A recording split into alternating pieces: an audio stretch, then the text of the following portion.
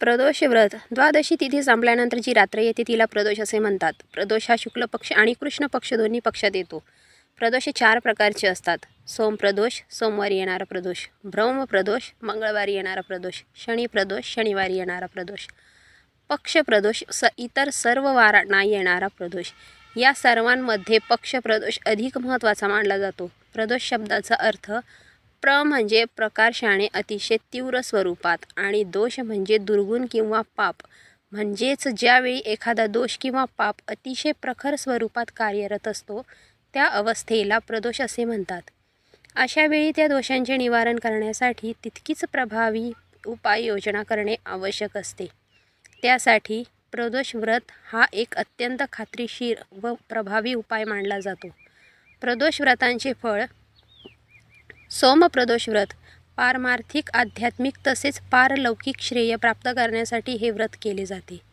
भौमप्रदोष व्रत आर्थिक अडचणी दूर होण्यासाठी व ऐहिक स्थिती सुधारण्यासाठी हे व्रत उपयुक्त ठरते.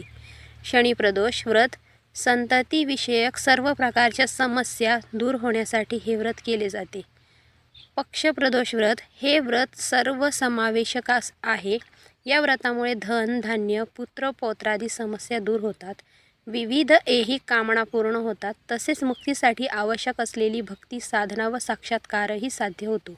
शिवाय कायिक, वाचिक, मानसिक व सांसर्गिक अशा अनेक प्रकारच्या दुरिते या व्रतामुळे समूळ नष्ट होतात आणि विविध प्रकारच्या सिद्धी प्राप्त होतात. प्रदोष व्रताचे महत्त्व व पद्धत. वेदतुल्य श्री गुरुचरित्र या महान ग्रंथात सोदाहरण वर्णन केलेली आहे. श्रद्धा, भक्तिभाव आणि नियमिततेने हे व्रत केल्यास अमूल्य फल प्राप्त होते. केलेली सेवा व निष्ठा कधीही वाया जात नाही. फक्त श्रद्धेसोबत सबुरी असणे अत्यंत आवश्यक आहे. असेच माहितीपूर्वक व्हिडिओ जाणून घेण्यासाठी पेजला फॉलो करा, व्हिडिओला लाईक शेअर करा. भेटूया नवीन व्हिडिओत. धन्यवाद.